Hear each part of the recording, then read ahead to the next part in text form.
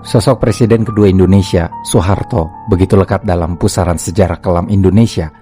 Pria yang oleh pengamat internasional dianggap sebagai diktator militer itu telah lebih dari 3 dekade memimpin negara ini dengan tangan besinya. Namun diketahui dari survei Indobarometer yang pernah diambil oleh majalah Tempo, meski banyak yang menilai kalau Soeharto telah menimbulkan keterpurukan dan melakukan pelanggaran HAM, tapi ada sekitar 32,9% responden menyatakan bahwa Soeharto adalah presiden paling berhasil yang memimpin dan membangun Indonesia. Hari ini di tengah perdebatan sengit tentang citra Soeharto, kita akan melihat kiprahnya untuk menilai sendiri apakah Soeharto lebih pantas disebut sebagai arsitek pembangunan yang membawa Indonesia ke era kemakmuran, atau justru lebih pantas disebut sebagai seorang diktator yang menindas rakyatnya. Di video kali ini, mari kita memahami Soeharto. Soeharto lahir pada tanggal 8 Juni di tahun 1921 di Dusun Kemusuk, Desa Argumulyo, Kecamatan Sedayu, Bantul Kesultanan, Ngayogyakarta, Hadiningrat, ketika Indonesia masih menjadi Hindia Belanda. Ibunya memberi nama Muhammad Soeharto. Dalam autobiografinya, Ibu Soeharto dikenal dengan nama Sukirah, yang dia gambarkan sebagai ibu muda yang sibuk memikirkan kesulitan dan masalah-masalah rumah tangga. Sebenarnya dalam catatan-catatan sejarah Soeharto, ibunya pun disebut sedang mengalami masalah mental yang amat sulit. Ada catatan yang menulis bahwa sebelum Soeharto berumur 40 hari, ibunya ditalak oleh suaminya, Kertosudiro, pria miskin yang bekerja sebagai mantri ulu-ulu atau pengatur irigasi. Dia tidak punya peran banyak dalam kehidupan Soeharto. Di kemudian hari, muncul rumor yang menyebut bahwa Kertosudiro bukan ayah kandung Soeharto. Rumor tersebut diyakini sebagai sebuah kebenaran oleh banyak pengamat dan bahkan orang terdekatnya, seperti mantan Menteri Penerangan Masyuri.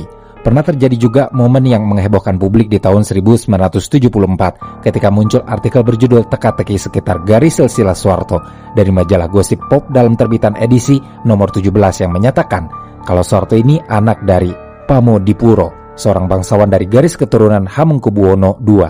Berita dari majalah Pop itu pun menyatakan kalau Soeharto ketika berumur 6 tahun dibuang ke desa dan diasuh oleh Kertosudiro. Rumor ini dibantah keras oleh Soeharto yang dengan cukup murka mengadakan konferensi pers di Minagraha untuk menyatakan pada publik bahwa liputan mengenai asal-usulnya yang anak bangsawan bisa saja merupakan tunggangan untuk melakukan tindakan subversif. Apa yang dilakukan Soeharto ini tampaknya menjadi cara tersendiri untuk Soeharto membangun citra sebagai anak desa. Selain itu, ada indikasi keterlibatan operasi khusus atau OPSUS dari salah satu unit intelijen yang dibuat dan diketahui Mayor Jenderal Ali Murtopo. Sebab tangan kanannya, yaitu Aloysius Sugianto, merupakan pendiri dan pemimpin umum majalah Pop. Ketidakjelasan asal-usul Soeharto ini sebenarnya sampai sekarang pun masih belum terpecahkan. Namun terlepas dari bagaimana asal-usulnya, yang jelas Soeharto memang menjalani kehidupan di tengah kondisi keluarga yang kurang menguntungkan. Ketika dia masih bayi, ibunya yang tertekan dan diketahui suka bertapa menghilang dari desa. Penduduk pun sempat dibuat panik mencarinya. Lalu ketika ditemukan, kondisinya sudah benar-benar serius.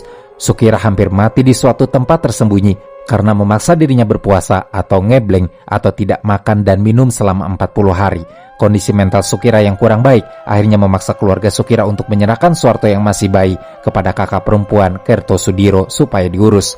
Sementara Sukirah setelah mentalnya sudah cukup pulih, dia menikah lagi dan dikaruniai 7 anak. Soeharto sendiri tetap menjalani masa kecilnya dengan keluarga ayahnya. Dia tidak tumbuh seperti anak desa pada umumnya saat itu yang harus bekerja di sawah.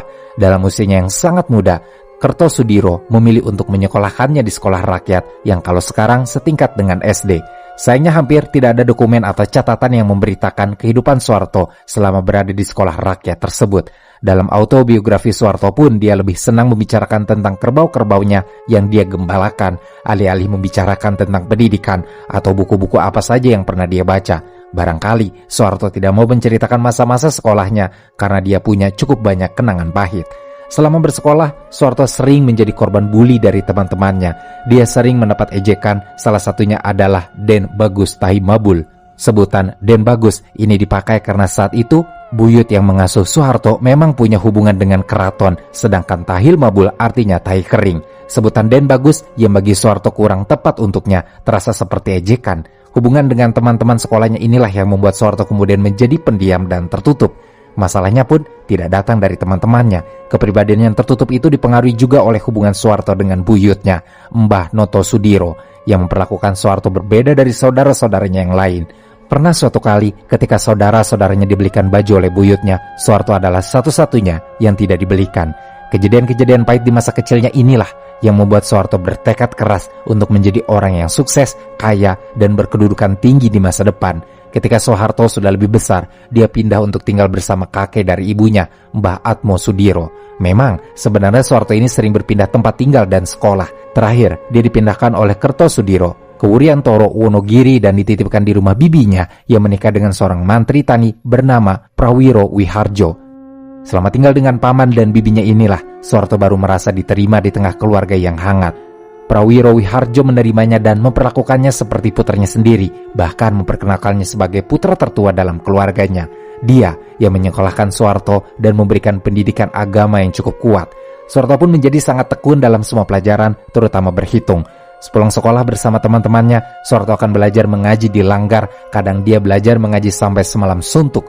Kedekatan Soeharto dengan pamannya yang mantri tani itu pun ternyata menumbuhkan kegemaran bertani dalam diri Soeharto. Dia mendapat bimbingan dari pamannya hingga menjadi paham dan menekuni bidang pertanian. Masa-masa selama berada di Wuryantoro membuatnya sangat sibuk, sebab selain melakukan kegiatan sekolah, mengaji dan mempelajari pertanian, Soeharto pun aktif di Kepanduan Hizbul Wathan, organisasi otonom di lingkungan Persyarikatan Muhammadiyah, di mana dia mulai mengenal para pahlawan seperti Raden Ajeng Kartini dan Pangeran Diponegoro dari koran yang sampai ke desa. Setelah Soeharto tamat sekolah rendah, dia disekolahkan lagi oleh orang tuanya untuk melanjutkan ke sekolah lanjutan rendah di Wonogiri. Begitu usianya mencapai 14 tahun, Kertosudiro mengirimnya untuk tinggal di rumah Harjo Wijono, teman Kertosudiro yang merupakan pensiunan pegawai kereta api dan merupakan pengikut setia Kiai Darjatmo, tokoh agama terkemuka di Wonogiri saat itu. Selama tinggal bersama Harjo Wijo, dia sering diajak untuk ikut bertamu Kiai Darjatmo, dan selama itu pula dia belajar membuat resep obat tradisional karena sering membantu Kiai Darjatmo. Di tahun 1935, Soeharto akhirnya kembali ke kampung kelahirannya dan melanjutkan sekolah ke SMP Muhammadiyah di Yogyakarta. Itu sekolah yang dia pilih sendiri karena siswanya boleh memakai sarung dan bahkan diizinkan tidak memakai alas kaki atau sepatu selama bersekolah. Di sekolah ini, Soeharto hanya memiliki satu sahabat karib, yaitu Sulardi, adik sepupunya putra Prawiro Wiharjo, dan dia pernah menjadi teman sekelas dari Raden Ayu Siti Hartinah yang kelak menjadi istri Soeharto. Berkat Sulardi yang selalu setia menemaninya, Soeharto jadi punya teman bermain dan berpetualang seperti anak desa pada umumnya. Kehidupannya sudah lebih menyenangkan, namun setamat SMP di tahun 1938, Soeharto tidak bisa melanjutkan pendidikannya ke sekolah yang lebih tinggi lantaran kondisi ekonomi keluarganya tidak mampu untuk membiayainya. Soeharto berusaha mencari pekerjaan. Dia kembali ke rumah Prawiro Wiharjo dan setelah sekian lama menganggur, akhirnya mendapat pekerjaan pertamanya sebagai pembantu klerek atau asisten pegawai di bank desa. Dia bekerja dengan mengikuti sang klerek berkeliling kampung menggunakan sepeda dan pakaian Jawa lengkap seperti kain blangkon serta baju beskap. Sayangnya karir sebagai pembantu klerek ini harus berakhir ketika secara tidak sengaja dia membuat kain blangkonnya robek saat turun dari sepeda yang sudah reot karena tersangkut. Itu adalah satu-satunya kain yang bisa dipakainya bekerja. Soeharto pun dicela oleh si klerek dan kemudian dimarahi sang bibi. Akhirnya Soeharto jadi pengangguran lagi. Semenjak tidak bekerja, Soeharto mengisi hari-harinya dengan kegiatan gotong royong, membantu keluarga bibinya dan sesekali bekerja serabutan sambil terus mencoba melamar di berbagai bidang pekerjaan, mulai dari melamar sebagai pegawai kereta api sampai melamar sebagai pegawai bank milik Belanda di Semarang. Tapi sayangnya selama itu pula lamarannya tidak ada yang membawa kabar baik untuknya. Setelah bertahun-tahun mencari pekerjaan, seorang teman yang dari Wonogiri mengajak Soeharto untuk mendaftar di Angkatan Laut Kerajaan Belanda sebagai juru masak kapal. Tapi Soeharto tidak tertarik dengan ajakan tersebut, apalagi di saat yang bersamaan di awal tahun 1940, lowongan pendidikan untuk Korps Opleiding Reserve Offizieren alias KORO dan KNIL serta Korps Pendidikan Perwira Cadangan dibuka di Bandung. Soeharto mencoba untuk mendaftar, tapi sayangnya dia gagal lolos seleksi dan kembali menganggur. Namun di tahun yang sama, pendaftaran untuk Bintara KNIL dibuka di Gombong, Jawa Tengah. Meski sempat gagal di Bandung, tapi Soeharto mendaftar di kesempatan kali ini dan akhirnya diterima. Catatan yang ada, diketahui kalau Soeharto setelah mendaftar untuk menjadi Bintara KNIL, dia resmi menjadi siswa di sekolah militer yang ada di Gombong. Setelah 6 bulan menjalani latihan dasar, dia berhasil menamatkan pendidikannya, bahkan menjadi lulusan terbaik dan menerima pangkat kopral. Selain itu, Soeharto juga terpilih menjadi prajurit teladan di sekolah Bintara. Setelah pendidikannya selesai, dengan pendidikan dan pangkatnya, dia resmi bergabung dengan pasukan kolonial Belanda KNIL saat Perang Dunia II sedang berkecamuk di seluruh dunia. dia dikirim ke Bandung untuk menjadi tentara cadangan di Markas Besar Angkatan Darat selama seminggu dengan pangkat sersan. Sayangnya hanya seminggu jabatan itu dirasakannya, sebab pada tanggal 8 Maret 1942, Belanda menyerah pada Jepang dan KNIL pun bubar. Ini bukan akhir dari karir militernya yang baru berjalan seminggu itu. Justru dari sinilah perjalanan menuju suksesnya sebagai Presiden Indonesia yang kedua dimulai. Soeharto sempat kembali ke rumah bibinya di Wuryantoro dan kembali menganggur. Selama masa-masa kosong dari pekerjaan, Soeharto sempat terkena penyakit malaria yang menyebabkan dirinya harus dirawat lama di rumah sakit. Begitu pulih, dia meminta pamannya untuk mencarikan pekerjaan karena Soeharto sudah tidak punya uang dan tidak enak jika menumpang tanpa memberikan apapun pada bibinya. Namun pamannya yang hanya mantri tani tidak bisa memberikan pekerjaan yang lebih menjanjikan. Selain mendampingi dan mempersiapkan keperluan pekerjaan Prawiro Wiharjo sebagai penyuluh pertanian, Soeharto memandangnya sebagai hal lain. Baginya, ini adalah kesempatan untuk mempelajari ilmu pertanian lebih dalam dari pamannya, jadi dia menerima tawaran tersebut. Masalahnya ternyata, pekerjaan ini membuatnya bosan, sehingga akhirnya Soeharto mencoba mendaftar jadi Keibuho untuk polisi Jepang di bulan November 1942. Walaupun sebenarnya dia takut sekali kalau identitasnya sebagai bekas tentara KNIL akan diketahui, tapi dia tetap nekat mendaftar dan diterima. Tentu, selama menjadi Keibuho pun Soeharto terus berhati-hati supaya identitasnya sebagai bekas tentara Belanda tidak ketahuan. Dia cerdik menutupinya. Soeharto pun lulus dari pendidikan polisi dan menjadi salah satu lulusan terbaik. Tidak heran kalau dia bisa menjadi lulusan terbaik. Dia sudah berpengalaman sebagai tentara KNIL dan pernah mengikuti pendidikan bintara di KNIL yang bahkan saat itu sudah membuatnya menjadi lulusan terbaik pula. Keberadaan Soeharto di Keibuho pun sebenarnya tidak lama karena atasannya kemudian menyarankan supaya Soeharto mendaftar menjadi PETA atau Tentara Pembela Tanah Air, pasukan militer yang disponsori Jepang. Soeharto pun akhirnya pindah ke PETA dan menjalani masa percobaan dengan mengisi posisi perwira magang yang membantu letnan berdinas di Karanganyar, Kebumen. Setelah dianggap layak untuk menjadi bagian dari PETA, dia dikirim untuk mengikuti pendidikan militer lanjutan di Bogor, Jawa Barat. Soeharto lalu diangkat menjadi Kundanco alias Komandan Kompi. Di asramanya yang ada di Bogor, Soeharto sempat tinggal bersama Singgih, putra dari Panji Singgih yang merupakan teman seperjuangan Soekarno. Setelahnya Soeharto pun berpindah-pindah penugasan. Dia pernah dikirim ke Saibu yang menjadi markas besar PETA di Solo, lalu dimutasi ke kaki Gunung Wilis di desa Brebek Selatan, Madiun untuk melatih prajurit PETA. Ketika Indonesia memproklamirkan kemerdekaan di tanggal 17 Agustus 1945, beberapa bulan kemudian, tepatnya di tanggal 5 Oktober 1945, Soeharto yang sebelumnya menjadi anggota PETA, berkat reputasi dan pengalamannya, akhirnya resmi diangkat menjadi anggota TNI. Awalnya dia masuk dengan pangkat letnan, tapi kinerjanya di PETA membuat Soeharto dengan cepat ditunjuk sebagai komandan batalion dengan pangkat mayor.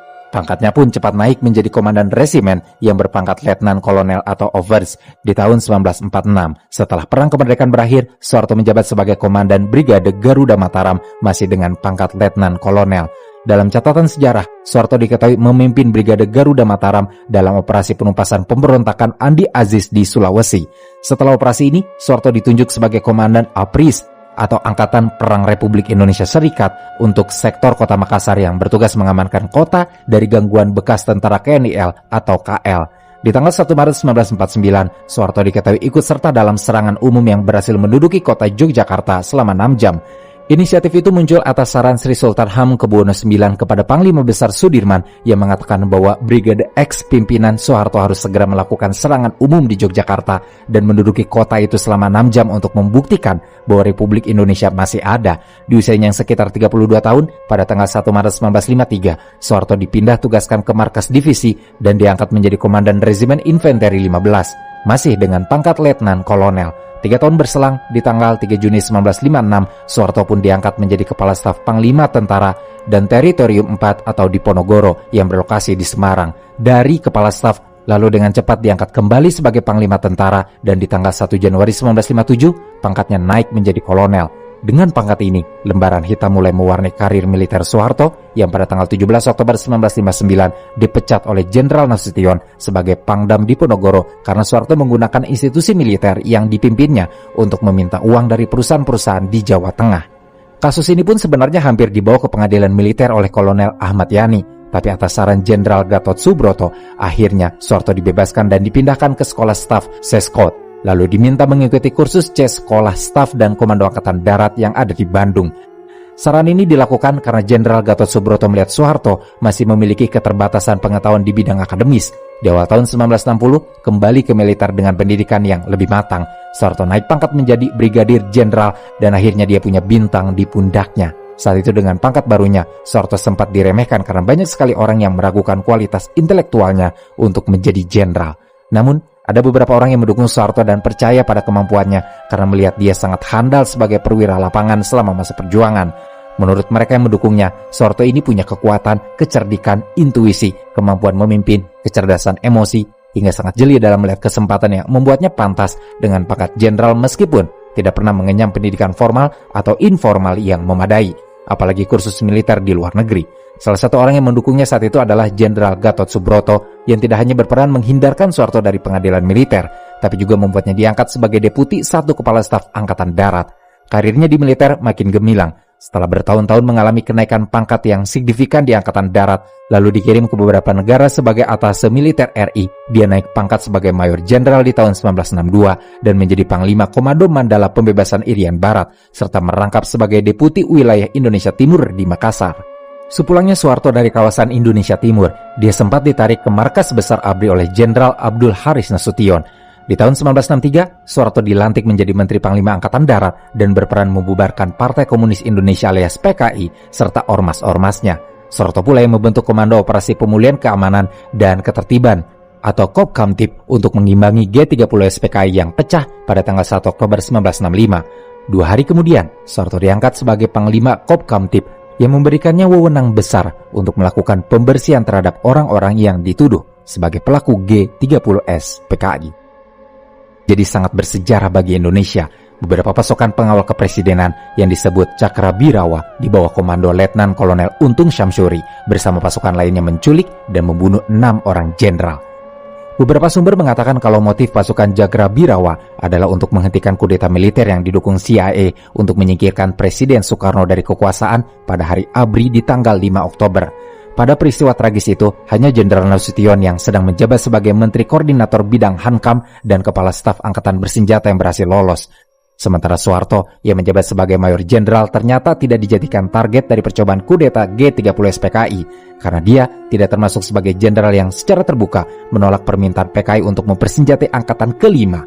Selain itu, peran Soeharto pun tidak pernah diperhitungkan oleh pimpinan PKI maupun rekan-rekannya di militer karena selama ini dia hanya dianggap sebagai pengikut Jenderal Nasution yang tidak punya potensi untuk menghentikan percobaan kudeta tersebut.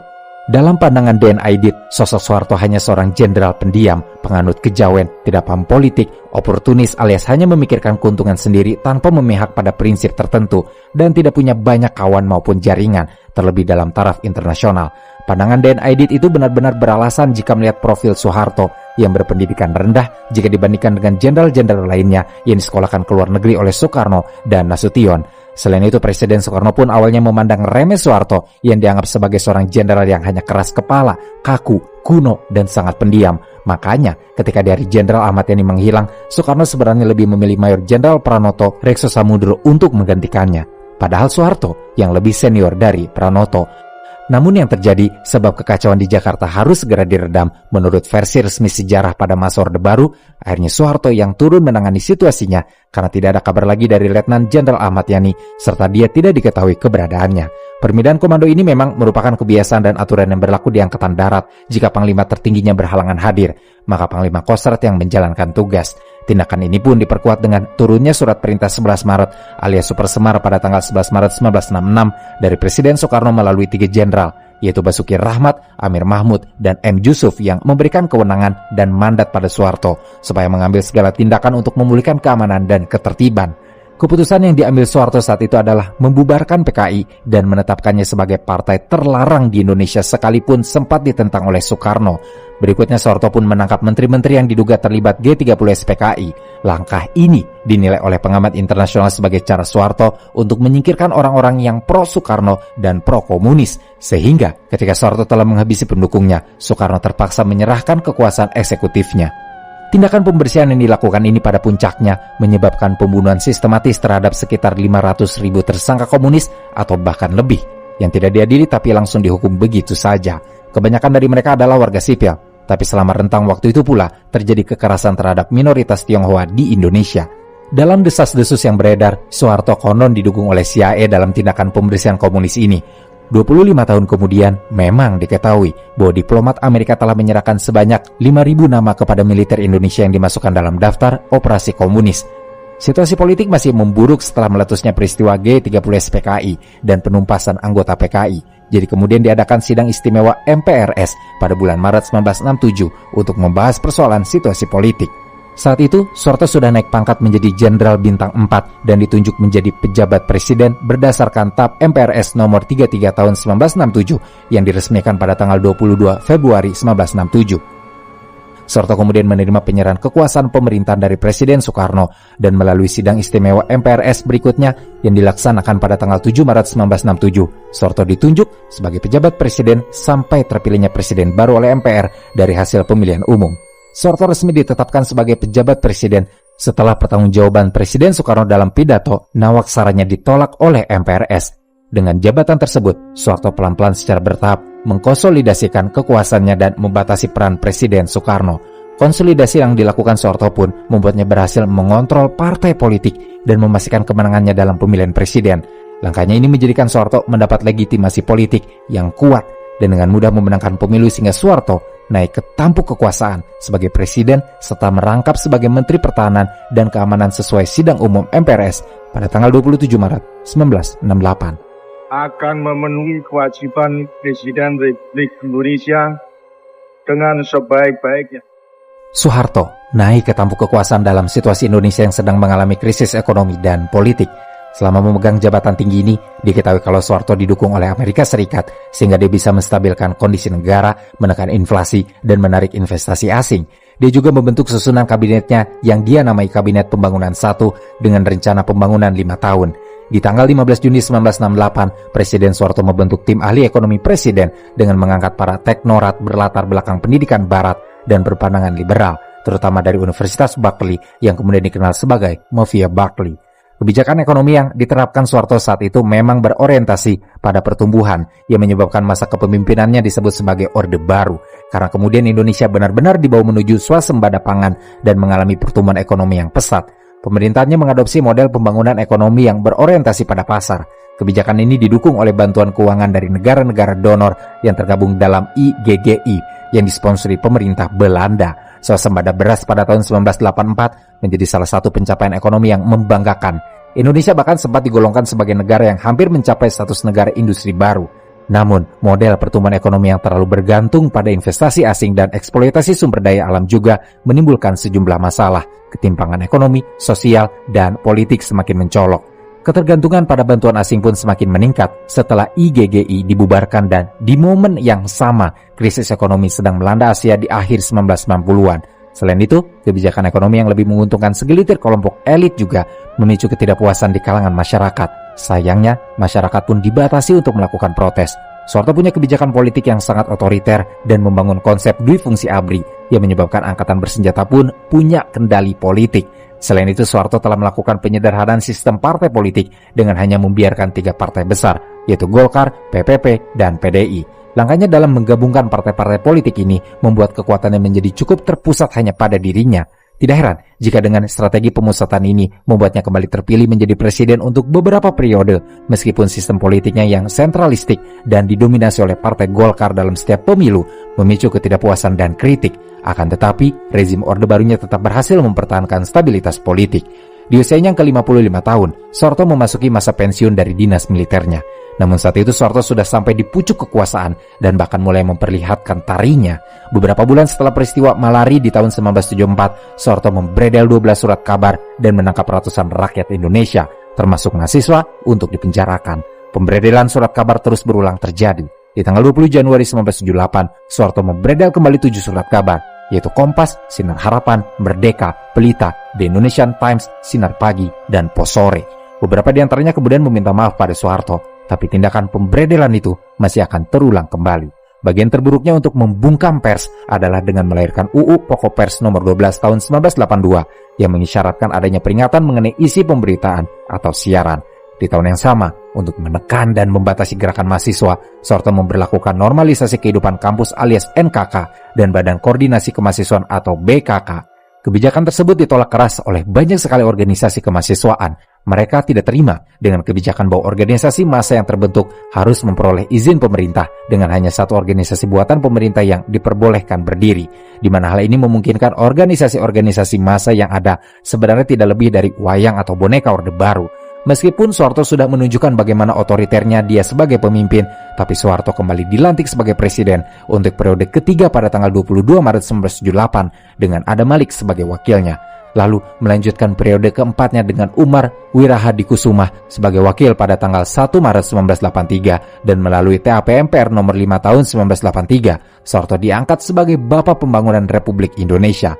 Di awal tahun 1984 diketahui bahwa Soeharto resmi menjadi anggota Golkar. Selama kepemimpinan Soeharto, dia membersihkan parlemen dari komunis, menyingkirkan serikat buruh, dan meningkatkan sensor pada masyarakat sehingga banyak yang menilainya sebagai pemimpin yang anti kritik. Tidak hanya sampai di situ, Soeharto pun memutus hubungan diplomatik dengan Republik Rakyat Tiongkok dan menjalin hubungan dengan negara barat serta PBB. Dengan kata lain, Soeharto telah menciptakan orde baru yang sangat otoriter dengan membangun sistem pemerintahan yang sangat sentralistik atau sederhananya, semua kekuasaan jadi terpusat pada dirinya. Hal ini pun berdampak pada lembaga-lembaga negara seperti DPR dan partai politik yang menjadi lemah, bahkan tidak berfungsi sebagai pengawas pemerintah. Selama Soeharto memimpin pula, dia meningkatkan dana militer dan mendirikan dua badan intelijen baru, yaitu Komando Pemulihan Keamanan dan Ketertiban alias Kopkamtib dan Badan Koordinasi Intelijen Nasional alias Bakin. Berkat keputusan ini, ada sekitar 2 juta orang dieksekusi dalam pembersihan massal dan lebih dari 200 orang ditangkap hanya karena dicurigai sebagai orang yang terlibat dalam kudeta dan merupakan anggota komunis. Mereka yang tertangkap karena menjadi komunis, dituduh komunis, serta yang disebut musuh negara akhirnya dihukum mati. Hal ini masih tidak terlepas dari dukungan Amerika Serikat yang memberikan daftar tersangka komunis dan bantuan intelijen. Di bawah kepemimpinan Soeharto, memang benar Indonesia mengalami transformasi yang besar. Selain stabilitas ekonomi, Soeharto juga berhasil meningkatkan wibawa Indonesia di mata dunia internasional. Berbagai penghargaan bergengsi seperti UN Population Award diberikan kepada Soeharto atas keberhasilannya dalam bidang kependudukan dan keluarga berencana. Namun, di balik keberhasilan ekonomi, pemerintahan Soeharto juga terus-menerus diwarnai oleh otoritarianisme dan pelanggaran HAM. Soeharto menjadi salah satu pemimpin yang anti kritik. Dia tidak segan-segan membungkam, membredel, dan menghilangkan seseorang atau institusi yang memberikan kritik atas pemerintahannya.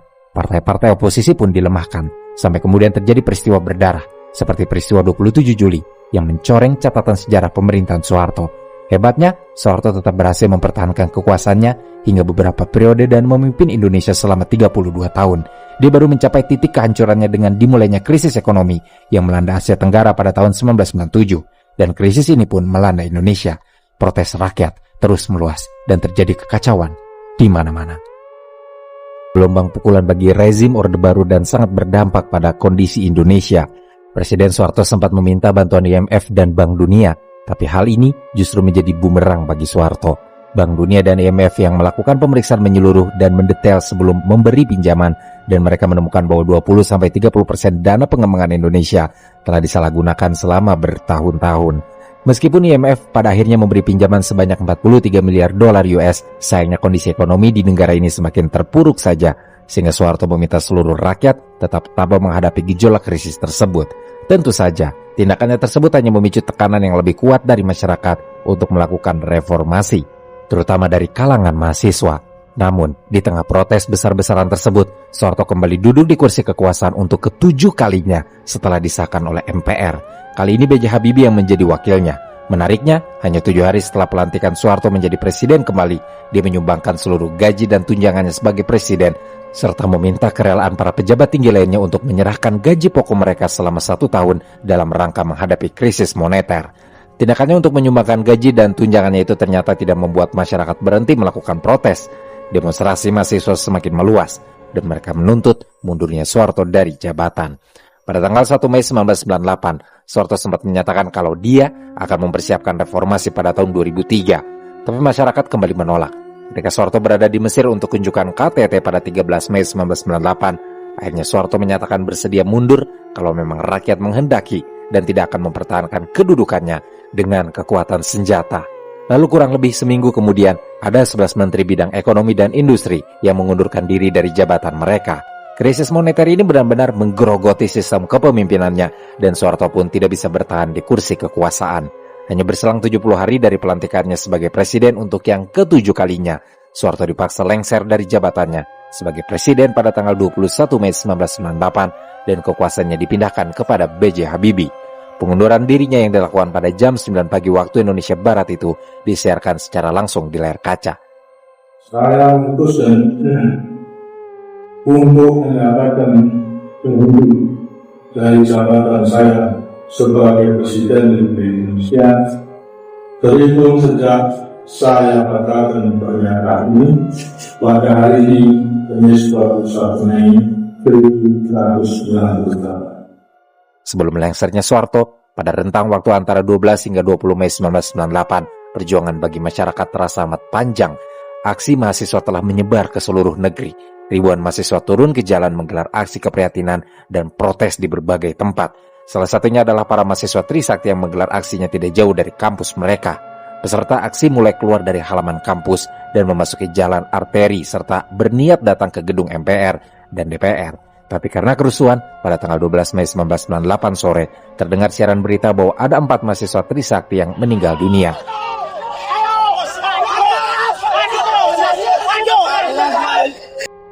Dan mahasiswa dari Angkatan 1995 itu, yaitu Heri Hartanto dan Hafidin Alifidin Royan, serta 2 mahasiswa lagi dari Angkatan 1996, yaitu Elang Mulia Lesmana dan Hendriawan C. Peristiwa itu menjadi duka Indonesia. Sehari kemudian, jenazah keempat mahasiswa diberangkatkan ke kediaman masing-masing. Mereka yang hadir menyanyikan lagu Gugur Bunga. Kematian mereka yang disiarkan secara luas memicu ledakan peristiwa yang jauh lebih besar. Di tanggal 14 Mei 1998, kerusuhan hebat melanda ibu kota. Saat itu, Soeharto masih berada di Mesir. Dia baru kembali keesokan harinya dan langsung mengadakan rapat dan pertemuan untuk melakukan konsultasi pada unsur pimpinan DPR.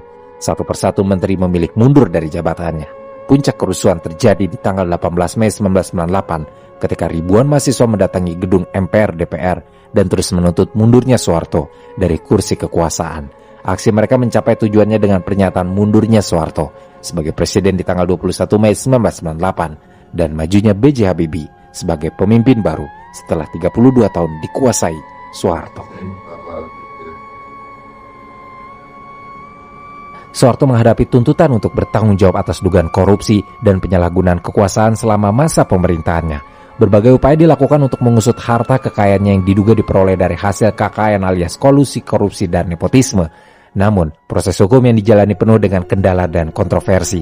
Jaksa Agung menyelidiki dugaan penggunaan dana yayasan secara tidak wajar dan kekayaan Soeharto di luar negeri.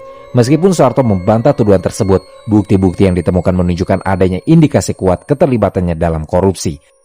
Majalah Time bahkan melaporkan bahwa Soeharto memiliki kekayaan hingga 15 miliar dolar AS. Soeharto sempat ditetapkan menjadi tahanan kota selama kasus korupsinya diusut. Di tanggal 3 Desember 1998, akhirnya B.J. Habibie segera memberi instruksi pada Jaksa Agung A.M. Golib untuk memeriksa Soeharto mengenai masalah dana yayasan, program mobil nasional, kekayaan di luar negeri, dan kasus Tapos. Masalahnya, situasi penyelidikan menjadi rumit setelah Soeharto mengajukan gugatan pencemaran nama baik terhadap majalah Time dengan tuntutan ganti rugi sekitar 27 miliar dolar AS dan memenangkannya di Mahkamah Agung sehingga majalah Time diminta membayar ganti rugi material sebanyak 1 triliun rupiah kepada Soeharto. Dan maksud saya untuk datang di markas besar Polri ini, karena itu saya nilai bahwa pemberitaan melewati majalah Time tersebut sudah merupakan suatu pemberitaan yang tidak benar, merupakan suatu tindakan yang melawan hukum, ialah merupakan penghinaan bahkan pencemaran nama melewati tulisan. Di sisi lain, penyelidikan korupsi Soeharto masih berlanjut. Hasil penyelidikannya untuk kasus 7 yayasan yang dikelolanya saja menghasilkan berkas lebih dari 2.000 halaman yang berisi hasil pemeriksaan 134 saksi fakta, 9 saksi ahli, dan ratusan dokumen otentik yang disita tim dari Kejaksaan Agung. Meskipun Soeharto memang terbukti melakukan penggelapan uang, bahkan menurut Transparansi Internasional, Soeharto menggelapkan uang dengan jumlah terbanyak dibandingkan pemimpin dunia lain dalam sejarah dengan perkiraan 15 hingga 35 miliar dolar AS selama 32 tahun masa pemerintahannya. Tapi proses hukum terpaksa dihentikan. Salah satu alasannya adalah karena kondisi kesehatan Soeharto yang semakin menurun. Pada akhirnya, Kejaksaan Agung mengeluarkan surat keputusan penghentian penuntutan atas kasus dugaan korupsi yang dilakukan Soeharto. Sebenarnya selain masalah korupsinya, Soeharto juga dituntut untuk mempertanggungjawabkan berbagai kebijakan dan tindakannya. seperti kebijakan yang diskriminatif terhadap etnis Tionghoa, termasuk larangan penggunaan bahasa dan budaya Tionghoa di Indonesia. Bahkan saat itu agama Konghucu tidak diakui keberadaannya, lantaran kekhawatiran Soeharto bahwa orang-orang Tionghoa terhubung dengan komunis. Soeharto juga melarang protes pelajar setelah demonstrasi atas kasus dugaan korupsi meluas.